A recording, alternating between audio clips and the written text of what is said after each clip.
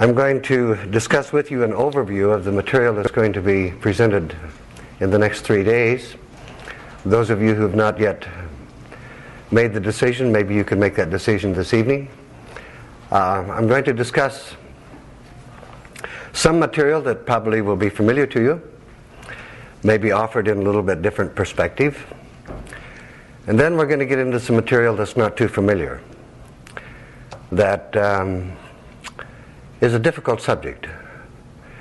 And as we touch on that subject, I would like to say to any of you who are here for the first time or hearing information like this, if you get a little upset, if you get nauseous, raise your hand, please. Do that for me. Something will be demonstrated tonight that will be absolutely beautiful for each and every one of you here. If I use concepts or words that you don't understand, call me on it. Say, hey, I don't understand that. What do you mean by that word? What does that word mean? If you have questions, raise your hand. Let me finish the concept I'm dealing with, and then I will honor your question. I may not have all the answers. I'm not here as an authority. I am simply another pioneer on the path, trying to understand a complex world and ideas and concepts that have been presented historically that have, I think, gotten a little jumbled. I've tried for over 30 years to make sense out of nonsense. I hope that we can bring some of that abstract stuff into a concrete meaning relative to what we're going to be discussing this evening. The main focus point of our discussion is going to be healing. I don't think there's anything in the world that's more important. We live in a sick world. Our world is more sick now than ever in its history. I believe that the sickness is more misunderstood than ever in recorded history. Regardless of the incredible amounts of money that's being spent on research, I take the humble personal opinion that they're looking at all the wrong places. Again, I'm not patting myself on the back that I have all the answers, but I do believe that some of the answers are forthcoming based upon one fact and one fact only. And that is that there's a beautiful intelligence in everyone. I don't care who you are. I don't care where you came from. I don't care what your lifestyle is. There's a beautiful genius living and dwelling in every single person on this planet. That concept, that idea, when I finally grasped that, gave me the motivation to sort of work through and unfold this healing process that will be discussed over the weekend. I must say that I didn't start out to do this. A little over 30 years ago, I got curious about what happens to you when you die. I was not accepting of traditional religion's views and ideas on that subject. The Western world basically has two choices, heaven or hell. Neither one is correct. I got interested in the scientific part of it, and people have called me a walking, talking encyclopedia on the scientific research into the question of what happens when you die. Does human personality survive the death experience, and if so, what part of the personality, if not all of the personality, does it survive, and in what condition does it find itself? And then, as I unfolded an understanding of that subject, and believe me, there's over 150 years of research into that subject scientifically, beautiful, wonderful stuff that hasn't been readily available to the majority of people on the planet. I've spent hour after hour, day after day in archives of universities and different places throughout the world, and I've tried to do my homework in that area. But let me tell you how I came across this idea of this incredible, wonderful, beautiful intelligence existent in everyone. In the latter part of the last century, there was a group of professors in England, and there were some connected here in America. I'm in Canada now, I'm not in America. Some of you might remember the name William James from Harvard. He was the pioneer of psychology. He's I think, considered the father of psychology in the United States. He got interested in the subject of parapsychology, And there was others that came from different quarters throughout the world, and they formed what was known as the first scientific organization to examine the paranormal. It's called the Society for Psychical Research. It still exists in London. And they, in forming this organization, wanted to examine all of these things that were called spiritualistic phenomena, paranormal things, physical phenomena that couldn't be understood by the paradigm science had embraced to study who we are and what our relationship to this environment really is. And in the process of examining the paranormal, obviously they got into examining altered states of consciousness, hypnosis. And by the way, hypnosis is a misnomer. We all go in and out of what has been claimed to be hypnosis every day. Every single one of us do. We may not recognize it, but when you hear something like this, you may start looking and see why you slip into these different states of consciousness each and every day. So they begin to examine what was considered illiteracy. And they took from the culture in England what they considered to be the most illiterate beings. And guess who they chose? Teenage females.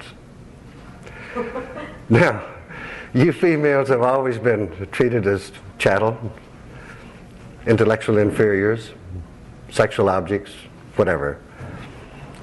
But what came out of this research is this concept of this beautiful intelligence existent in everyone.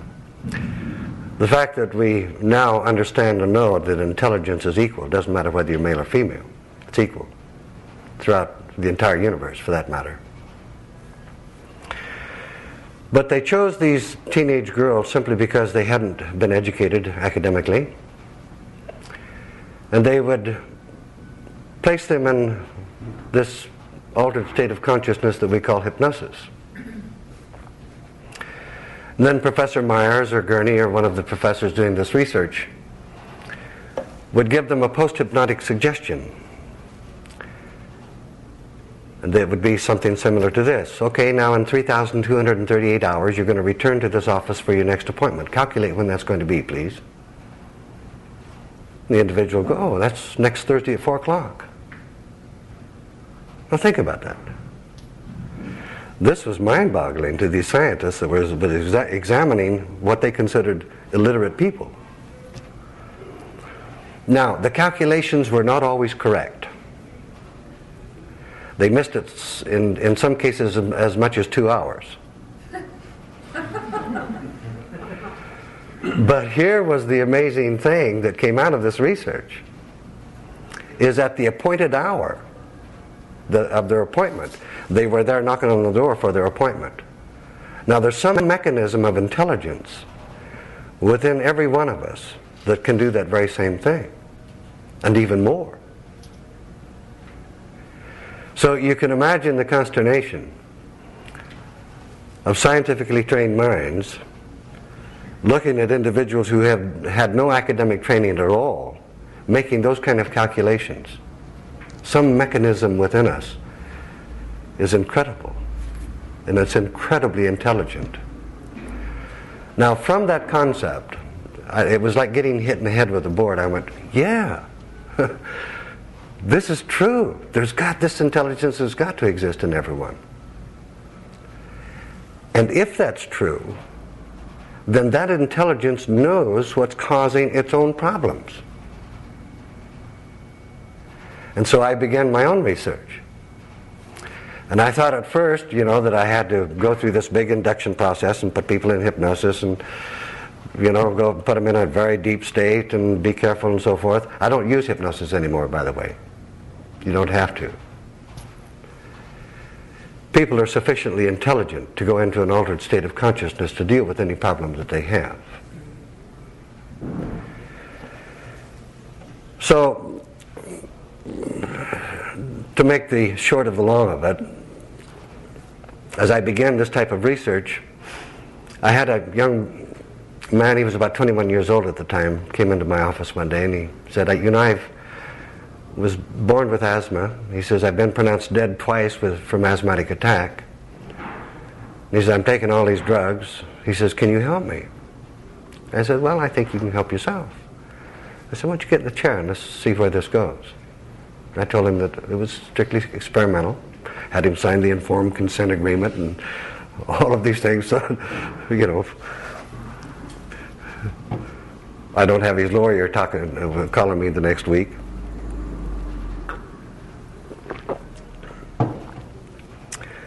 So I simply put him in an altered state and suggested that he go as far back as he needed to go to what caused his problem, this condition in his lungs. He goes back. He says, oh, I'm an Indian walking through the forest. I said, how do you feel? He said, I feel great. A few minutes, he said, whoop. I said, what happened? He said, I think I walked into quicksand. I went, bummer. That ruined a good day. Well, I waited a few minutes and I said, where are you at now? And he says, well, I'm up to my waist, but he says, I'm getting close to the edge here. I think I can get out. A few more minutes. I said, where are you at now? And he says, well, I'm up to my chest, but I'm really close here. I think I'm going to make it. A few more minutes. Where are you at now? And he says, I'm up to my neck. I said, are you going to make it? And he said, I don't think I'm going to make it. Well, think about this for a moment. You don't breathe if you go under quicksand. Now, the interesting thing relative to this particular case, and this is one that was presented to the scientific community, and I'll discuss that with you in just a moment, is that when I brought him out of hypnosis, when I brought him out of the altered state, he says, you know, I don't accept this. I don't accept past lives. I will not accept it. I said, don't. I said, if that's the scenario that your own subconscious developed to release you from this problem, why don't you accept that some healing happened? He went, oh, okay. Well, I saw him 3 times. He went back to his doctor and they checked his lung capacity at 96%. Took him off all his drugs. And he's a happy camper.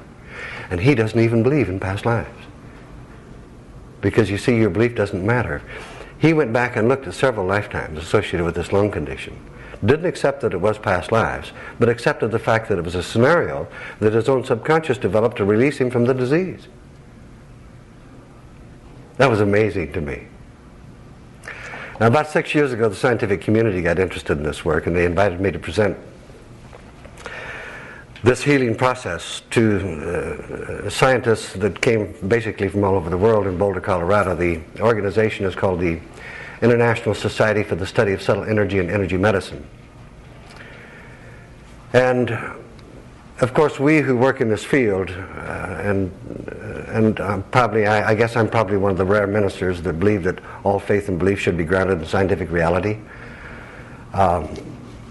I wondered how scientists would respond to the idea of past lives and energies really that can't quite yet be measured. They're starting to.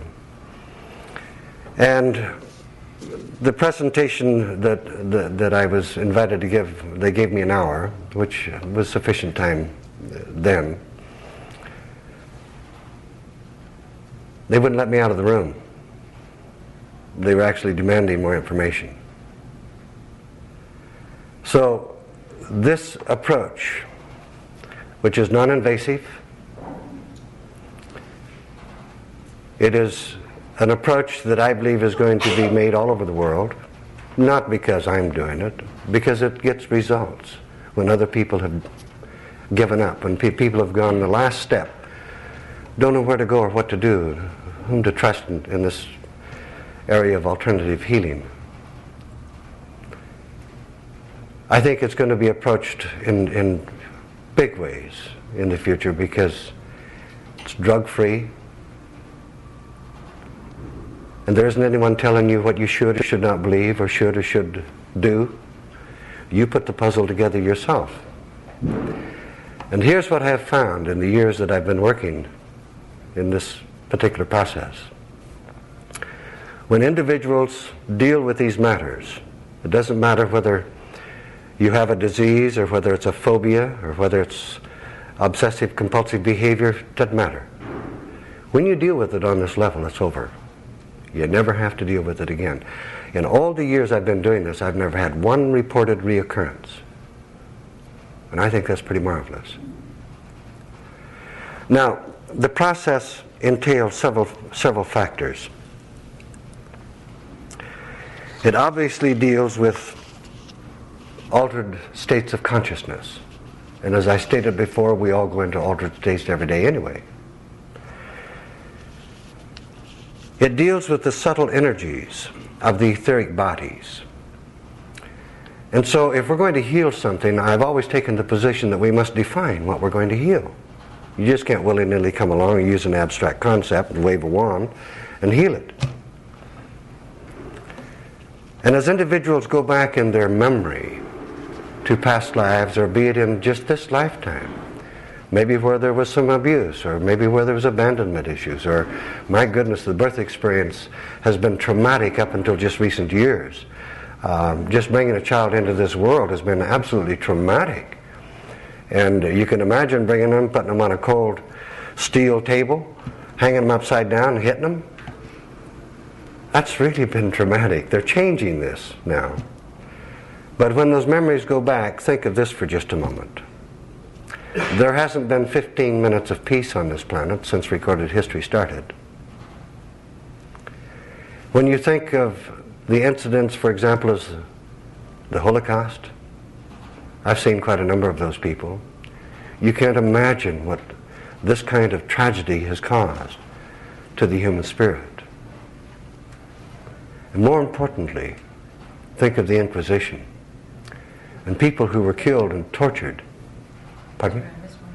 The Inquisition.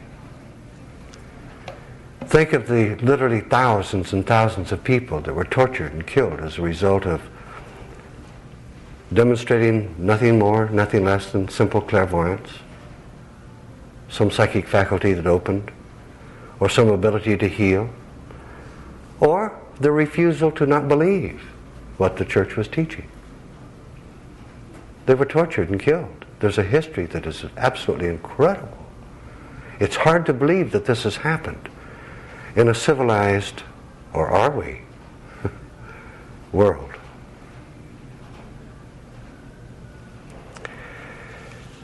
We're also going to talk about, as time will permit, light color energy. We're going to talk about color. We're going to talk about the influence of color parapsychologically. We're going to talk about the healing influence of color. And this, it's dramatic. Everything is color. You are color. When you think, you create a color. When you feel, you create a color. But if those feelings aren't positive and they aren't good, not much color there. We're going to talk about the residues that people have retained in their memories and how we access that, and then how we rid the body of that, and how the individual can do that through a guided, facilitated process. And lastly, I will comment, as time permits, on spirit attachment, the dark side, what it is that spirit's attached to, what it is that causes possession, obsession, and the different grades, shades, and hues of that we have found over the many years. And by the way, that subject,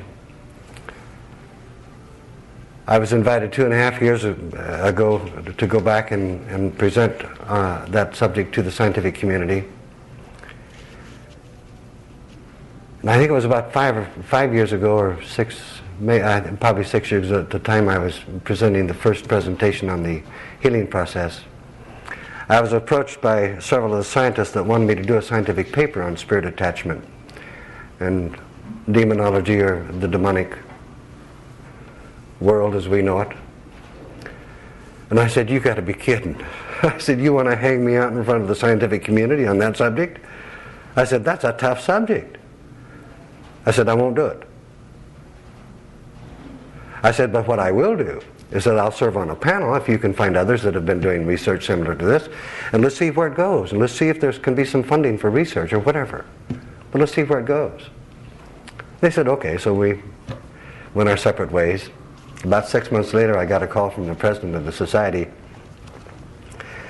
He said, Wes, I know what your position is on doing a scientific paper on this, and I'm not qualified to do it anyway. I'd have to get a scientist to do the data. But he says, will you come in and give us an introduction and give us some self-help guidelines for protection and that sort of thing? We know this is for real stuff. I said, I'll do that. Now again, you know, as you sit here and me talking about this subject, think about how hardcore scientists would respond to this subject. Especially when the paradigm, the science has embraced, the mega paradigm, the science has embraced all over the world, takes the position that everything that you perceive and experience is within a space-time continuum. I don't think so. It's the opposite. It's 180 degrees off base. Now again, the presentation was an hour. How do you think they responded? I had to cover that subject in an hour. And I had to figure out a way to present it to hardcore scientific minds that would hopefully be somewhat understandable to them. Now, I'm not here patting myself on the back that I'm this brilliant authority on the subject. I'm not. There are none. It's a tough subject. I finished the presentation, and it was just a few seconds, and they had physically surrounded me and wouldn't let me move. They blocked my getting out of the meeting room and absolutely demanded more information. I was amazed. I was absolutely amazed. So you see, our world is starting to blossom.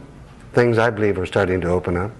These are subjects that I couldn't discuss in groups like this 15, 20 years ago. You couldn't hardly discuss the subject of metaphysics and parapsychology. You might get 5 or 6 people interested.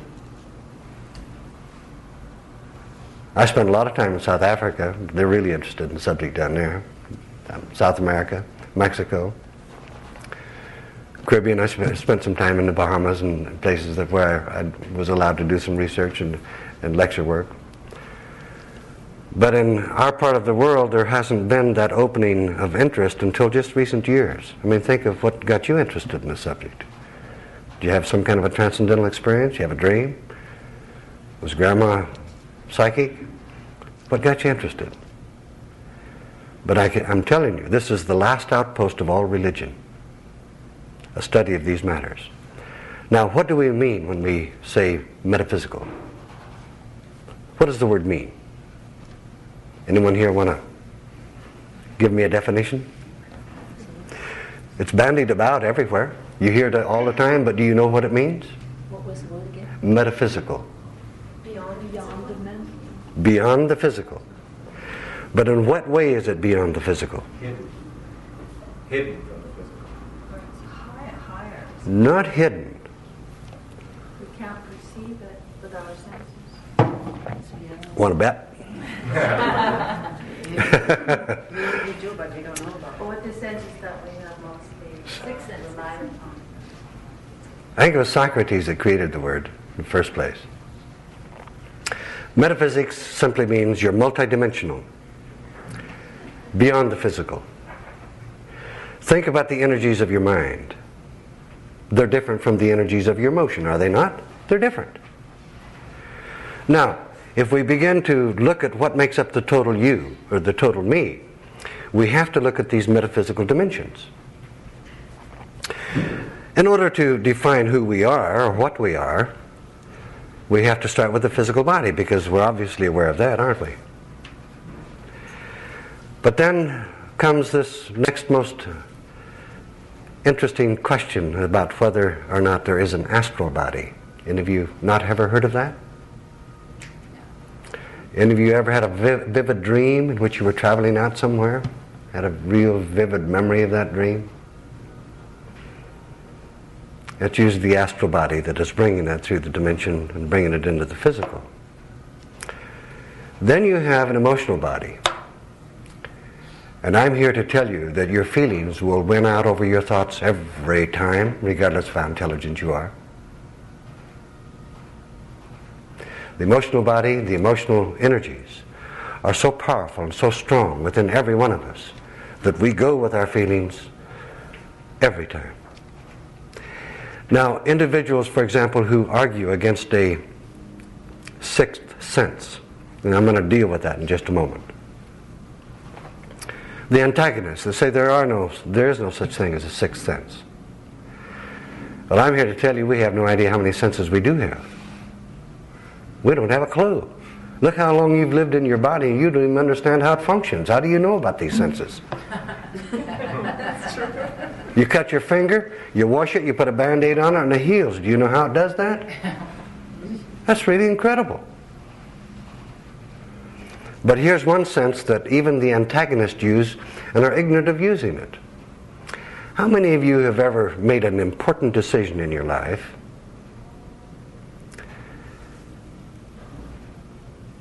and you felt pretty good about it? You didn't really understand everything that was going on, but you felt okay about it. And you went, okay, I'll sign. Well, hopefully you made a good decision. But you went with another sense. You went with feelings. When you walk in to someone's home for the first time, your emotional tentacles go out and you get a sense of who these people are. And look what happened when you came in here tonight and I came up here. Your tentacles went out and who is this guy? You know, is he crazy? What does he know what he's talking about? You're all trying to get a sense of me. These tentacles of feeling are going out. You're trying to get a sense of me. You're trying to feel who I am. That comes through your emotional self. Then you have a mental self, an intellectual self. We're forced to use that in this culture. And then you have what is some schools of thought called the intuitive or the vibrational body. And then you have a spirit. And your spirit is your vitality, gets you interested in religious and spiritual matters.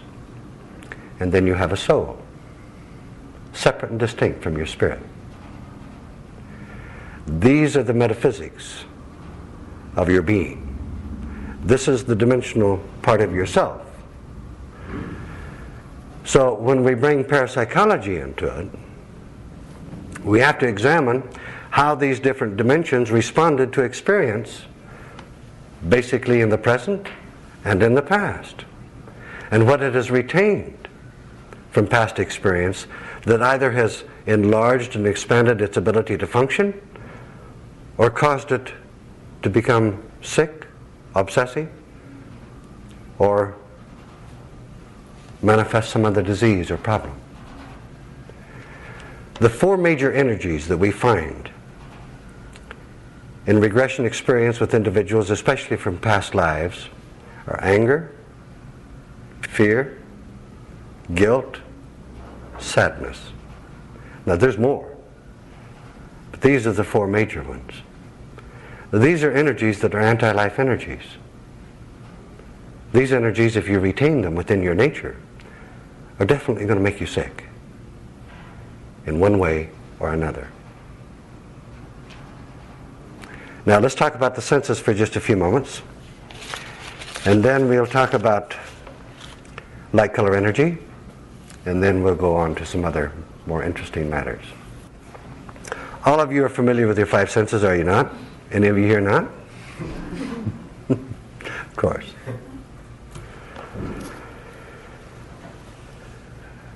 Do you have a sense of depth?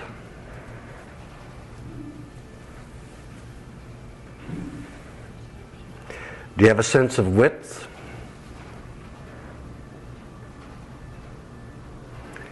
Do you have a sense of direction? You better.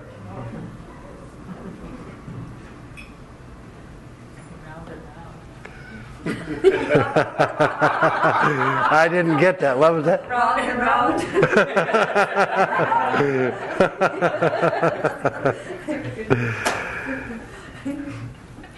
Do you have a sense of weight? Of course. You have a sense of balance? You bet you do. Now what is it that gives you a sense of balance? Something in the inner ear. It's a glandular functioning. But all of these senses are glandular functioning. There's glands connected to all of these senses. You have a sense of humor? You better. Laughter is one of the greatest healing vibrations in our world. You have a sense of height? Of course. You have a sense of distance. Can you look out there and get a sense of the distance from here across the street? From here up to the mountains? Of course. That's incredible stuff. These are all senses that we possess, all of us. A sense of well-being? You better. A sense of illness? Something tells you when something's going wrong. That's another sense. Sense of temperature?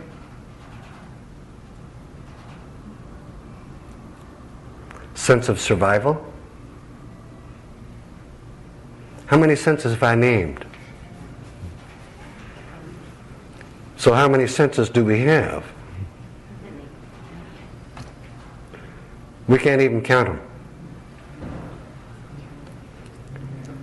Now, before I get into light color energy, I want to discuss some other senses with you for just a moment, especially as it relates to what has been heretofore been called psychic senses. In other words, clairvoyance. Any of you here clairvoyant? Come on now. Any of you here clairaudient? Okay. Have you told your doctor?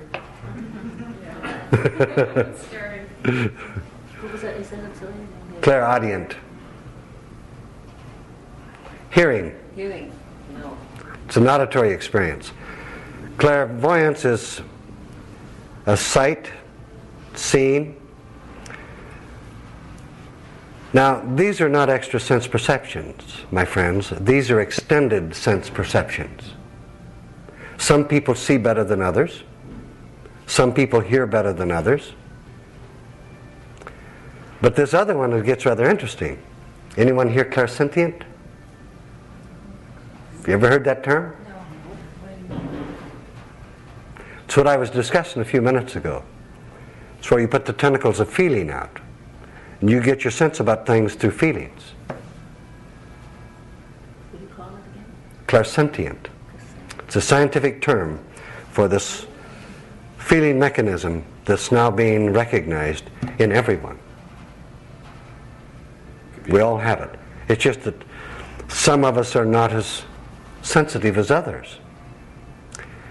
But when you begin to examine this whole thing and think about the number of people that have been tortured and killed just for demonstrating that which is natural to the manifestation of their own consciousness, an extended sense perception, that's all it is. All of these things, including psychic consciousness itself, but psychic consciousness is connected into all of these matters. You can be psychic on an emotional level, or you can be psychic based upon a perceptive level or a seeing level, where you can see energy around people. I've known clairvoyants that can look into the body and look at the white blood cells. They can look at the microscopic organisms within the blood. They can look into the bone structure. It hasn't been that many years ago. In fact, it was it has probably been 100 years ago. There was a doctor in Boston who was using hypnosis with his children to help them in their education. And I have the book. If you want to test me on this, I can direct you to all this research. Bringing this child, he was 9 years old at the time, out of hypnosis, the child exclaimed to his father, "Daddy, I can see your bones." You can imagine this doctor, "What? Daddy, I can see your bones. And it looks like you broke your arm up above, just below the shoulder, your left arm, and it didn't heal very good." This kid had never been told about the fact that his father broke his arm when he was a child, and it never healed back right. This child was looking at it. Well, that gave verification to the doctor that this child was seeing something for real. Now, the medical people got really interested in this 9-year-old boy. He could see things going on in the body and describe it to the doctors, and the doctors could diagnose from that. They kept this up until he was about 14 years old. He got tired of it and said, I'm not doing this anymore. Because the demands that were placed on this child were enormous.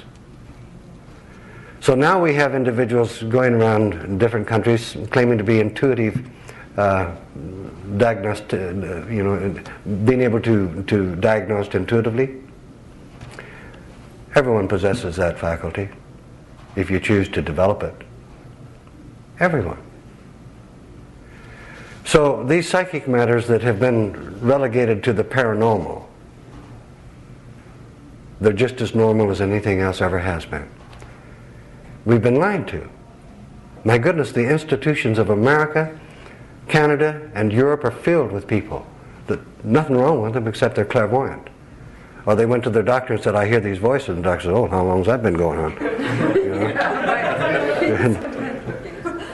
And they either get a ticket to the funny farm or they get a bunch of drugs. It's strange what we've done with this thing we call human consciousness and the potential that lies within every single one of us.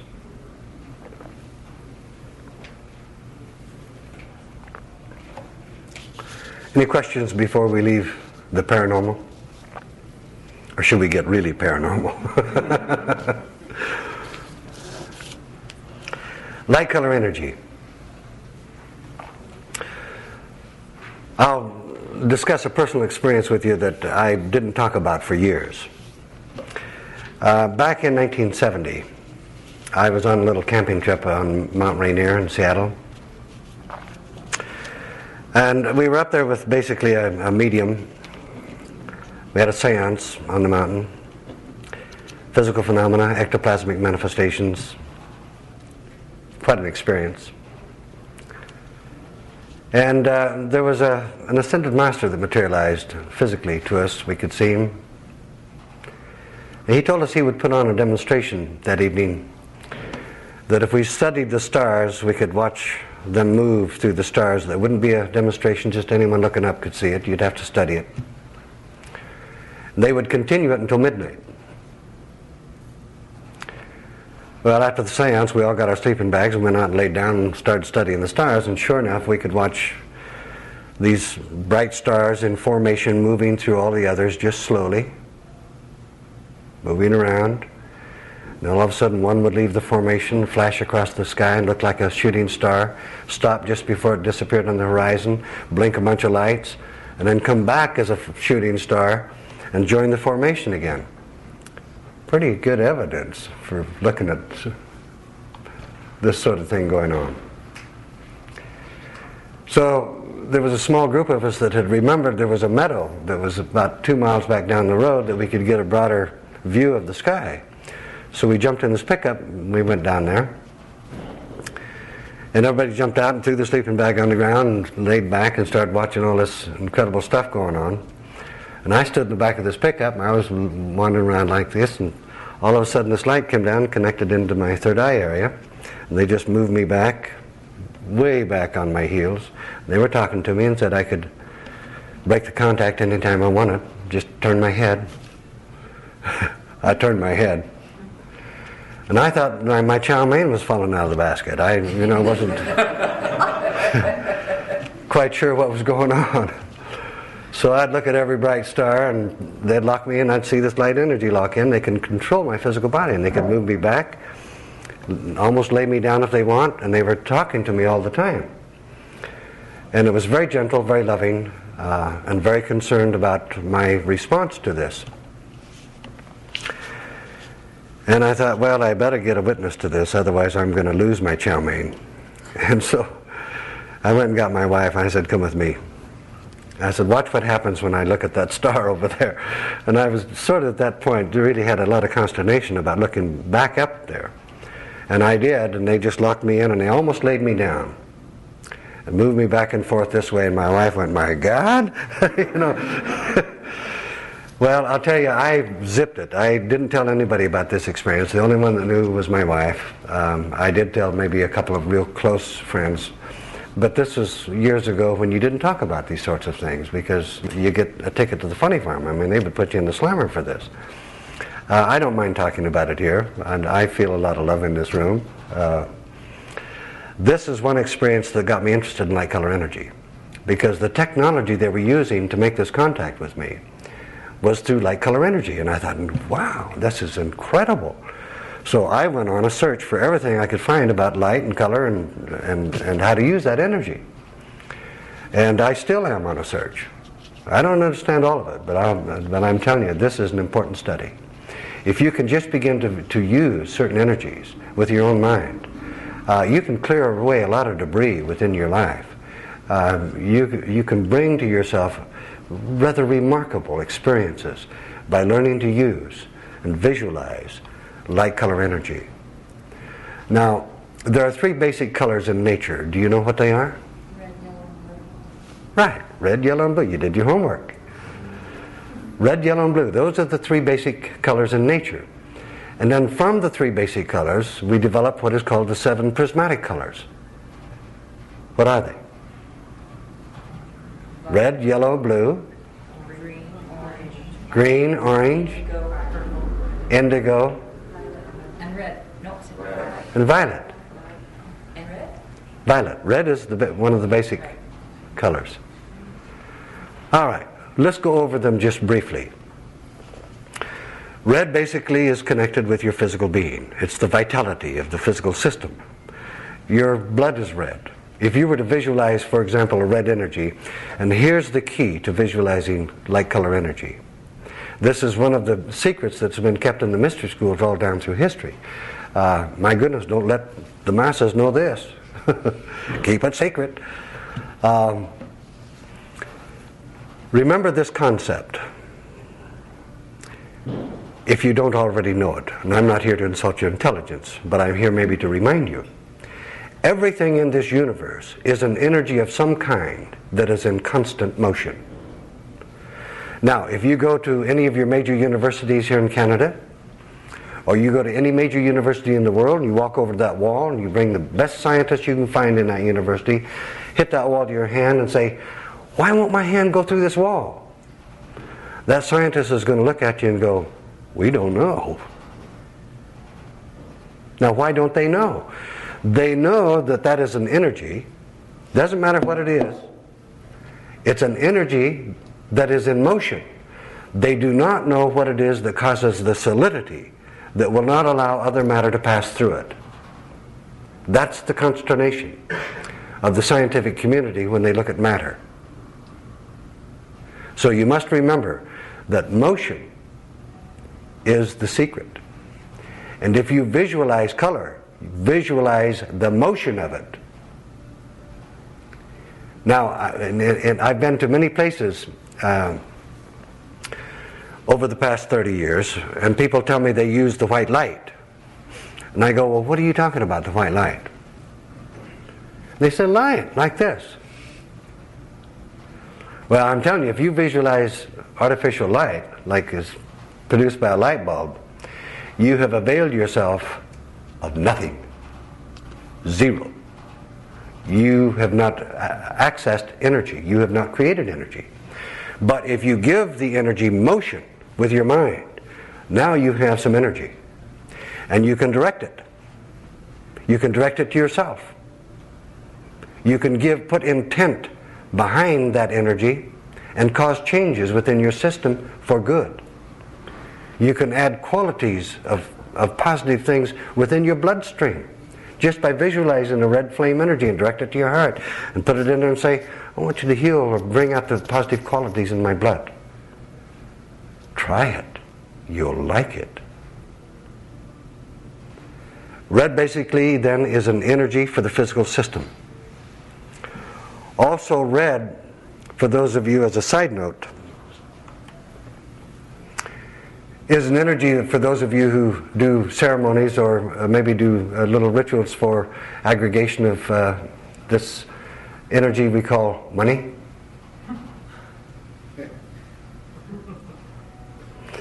Now, I found many people,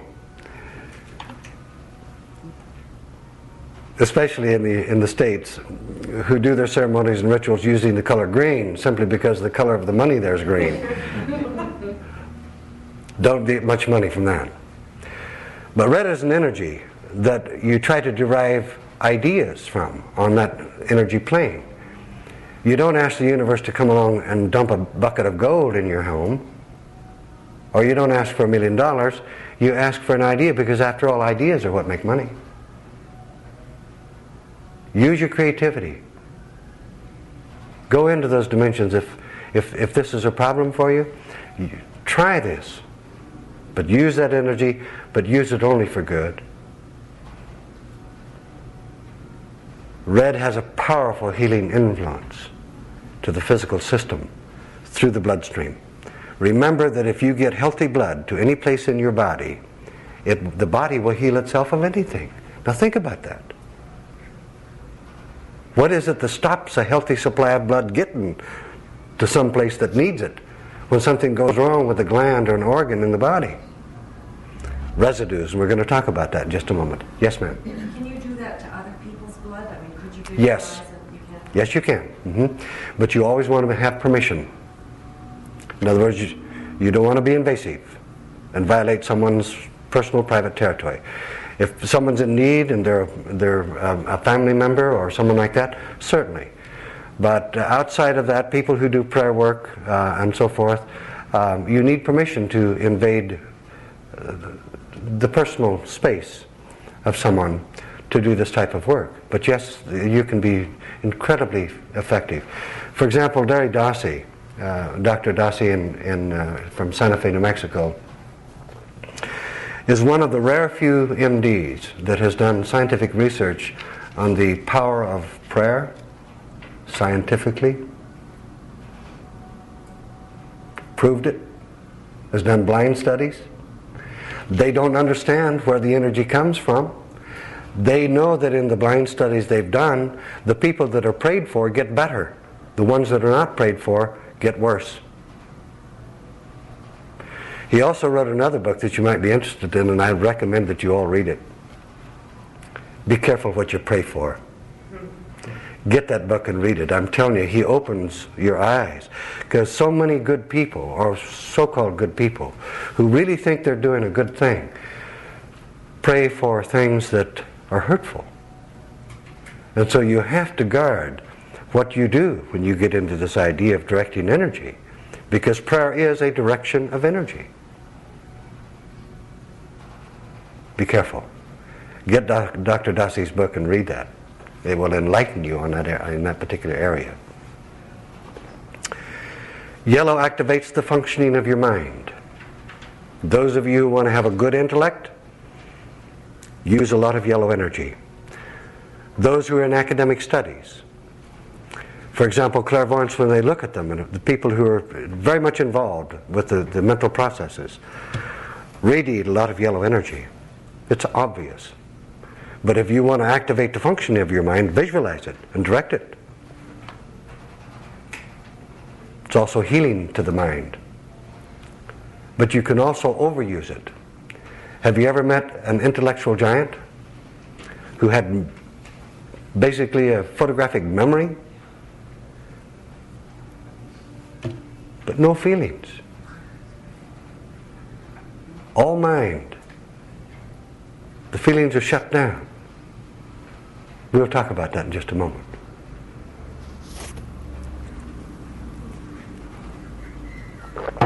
Blue.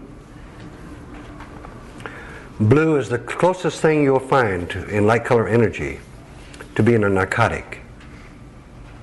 It's the balm to the emotional storms. Anyone ever had one of those? Have you ever had an uprush of emotions you don't understand? Have you ever been sad? Have you ever been depressed? Of course, we all have. Blue is the color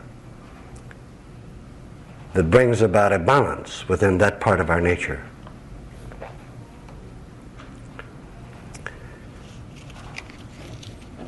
Many years ago, I was trying to get a man out of prison in Tacoma. He really didn't belong there. And so I spent a great deal of time trying to, and was successful in getting him out. Good boy, was he? I had to meet with a psychiatrist that was going to sign the paper to release him. And I tricked that psychiatrist into meeting me in a hotel room. He thought he was going to meet a beautiful blonde. And guess who showed up? Met him about 7 in the evening. We stayed till 5 o'clock the next morning, and we talked about everything, including light color energy. And I passed on to him this idea. I said, you know, the public all knows that you have problems in these holding rooms when you bring the prisoners in. And if you would paint those rooms a deep, rich blue, the incidence of violence you have in those rooms would be reduced dramatically. Well, later I read in the National Enquirer where he had painted the holding room pink.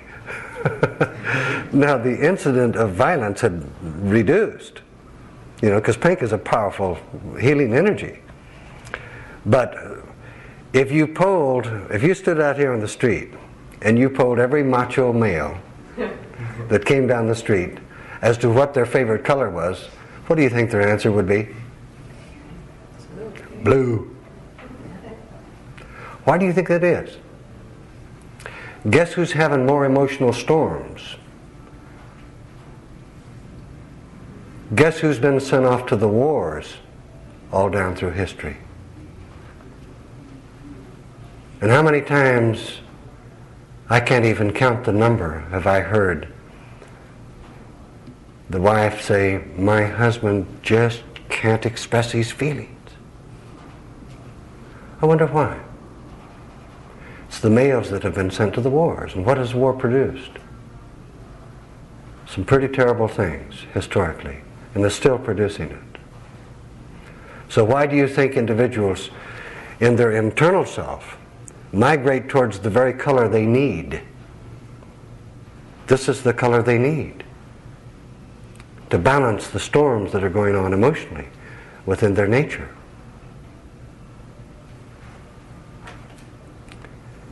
Again, it's the balm, the calm to these emotional disruptions. And remember one more thing about males in this culture and in all the cultures. If mommy and daddy didn't train us to be a man and not shed a tear for fear of our balls falling off or losing our masculinity, then the culture conditioned us to that. Be a man. Don't shed a tear. You're a sissy if you shed a tear. So basically the males have been conditioned to suppress the natural spontaneity of their feelings. It's no wonder that males don't express their feelings. They've been taught to do otherwise. Be gentle with the macho male in this culture. Yes, they suppress their feelings. And if you suppress anything within your nature, you're building a volcano that's eventually going to erupt. Has to. But be gentle with these males. Someone's going to come along and figure out a way to heal this on a large scale. Because suppressing these emotions, look at the prisons that are filled with males where the emotional eruption has occurred in violence or aggressive behavior. But when you look at the history of these individuals relative to their lifetimes of being sent off to wars, then a little bit more empathy comes from one's own heart. And you go, yeah, maybe we need to look at this more carefully. Green is the energy that you would use for healing the internal organs. It's the color of nature.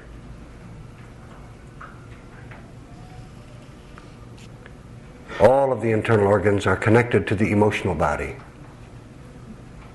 So if you have emotional ups and downs, if you are on a roller coaster emotionally, eventually you're going to become ill somewhere within your body through some glandular dysfunction, because the emotions are tied into the glandular organ functioning. Green and directing it with the intent of healing and love is one of the most powerful things you can do for internal organs. Orange. This is the balm to a frayed nervous system. Have you ever met someone that's just had that sort of day?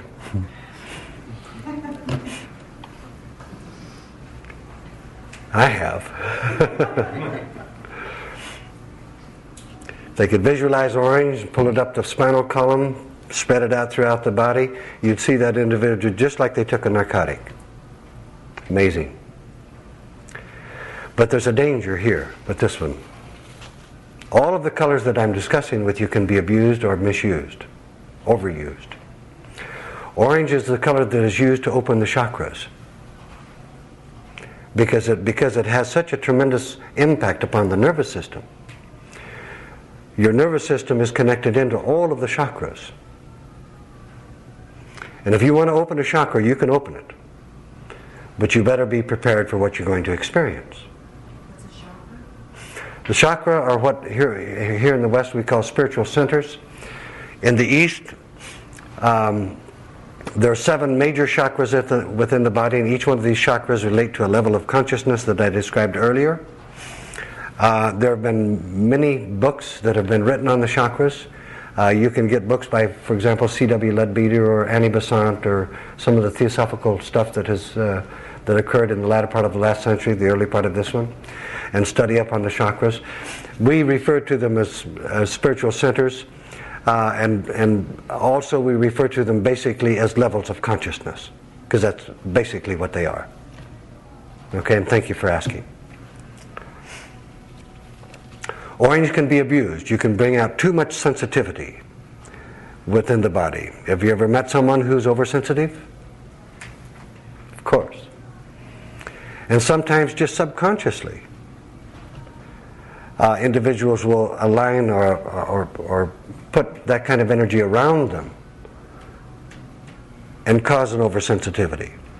Now, if you have ever met, for example, a very, very wealthy person and been to their office or their home, guess what color they have surrounding them?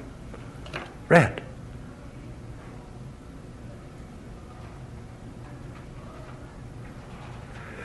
Restaurants do very well if they have red tablecloths, red napkins, because it stimulates the system and makes people hungry. Yes? If you're wearing a lot of one of the colors, say orange,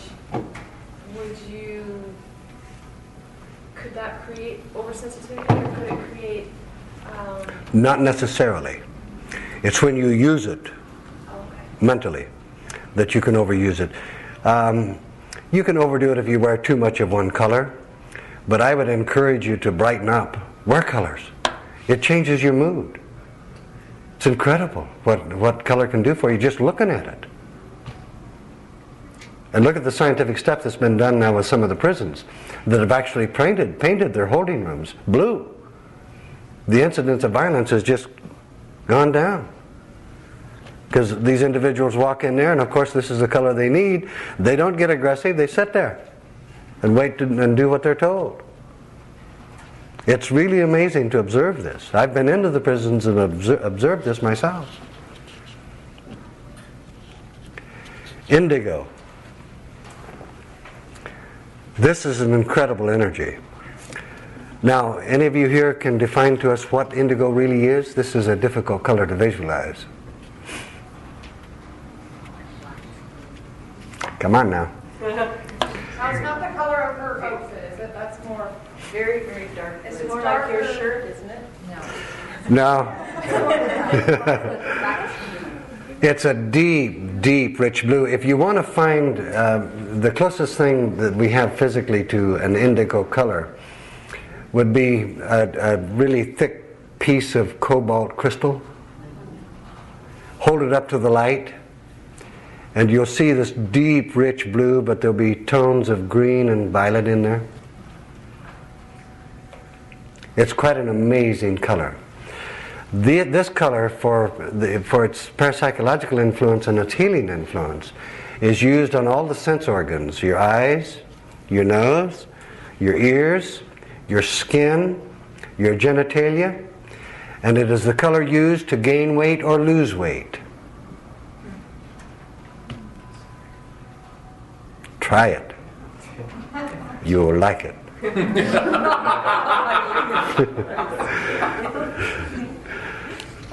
Now, again, I'm giving you just basic stuff.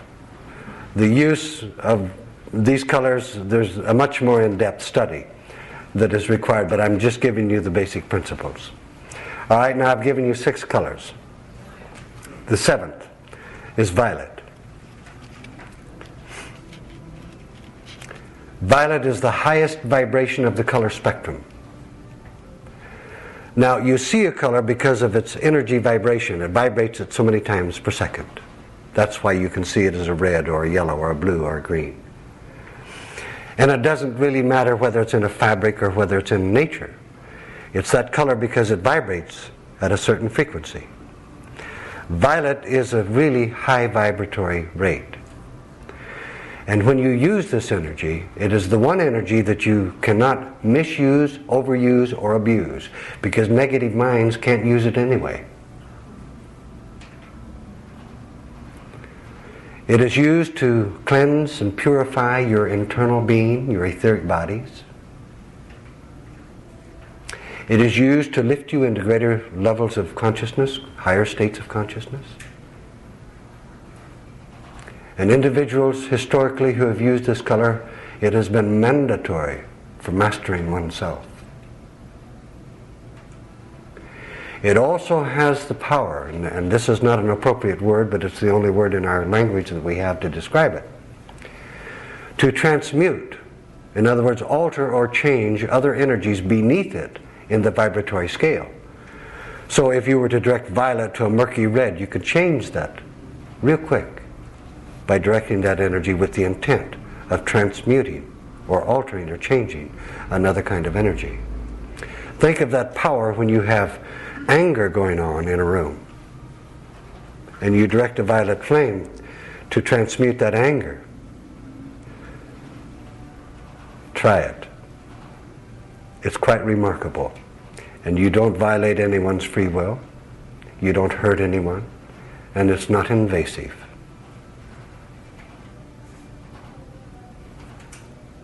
Light color energy.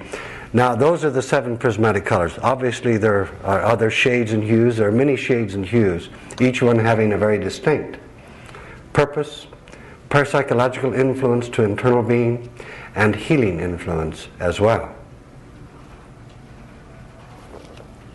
Any questions on color before I leave it? Yes.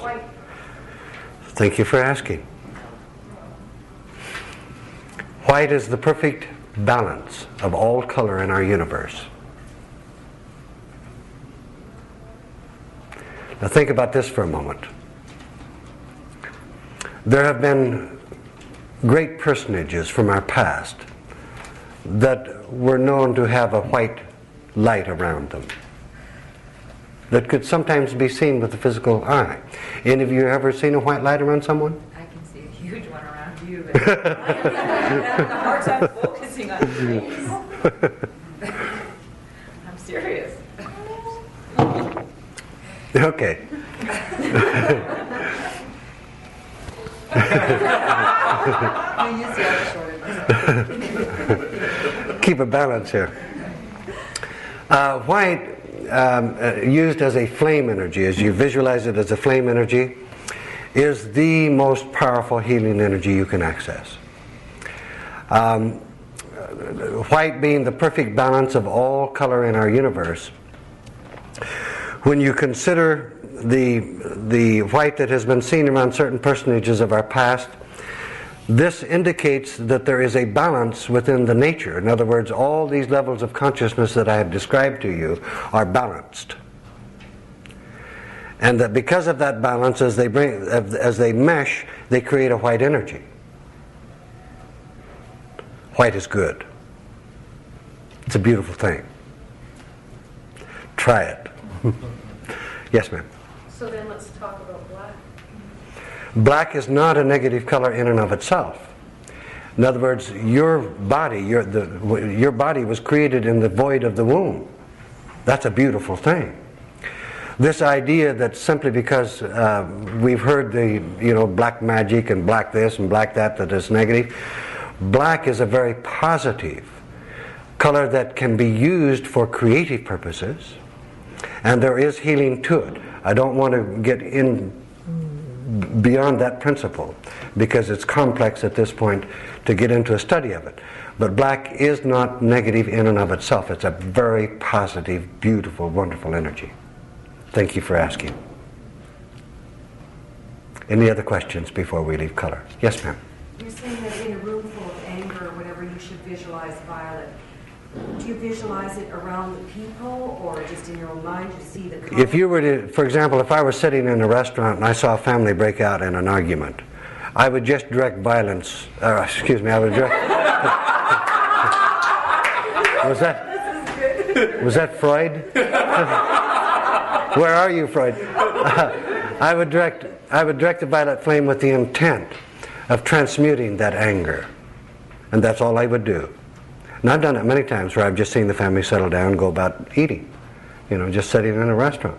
But blue would do the same though, wouldn't it? Blue would do the same, but it would not be as powerfully effective as violet would be because of its transmutive effect.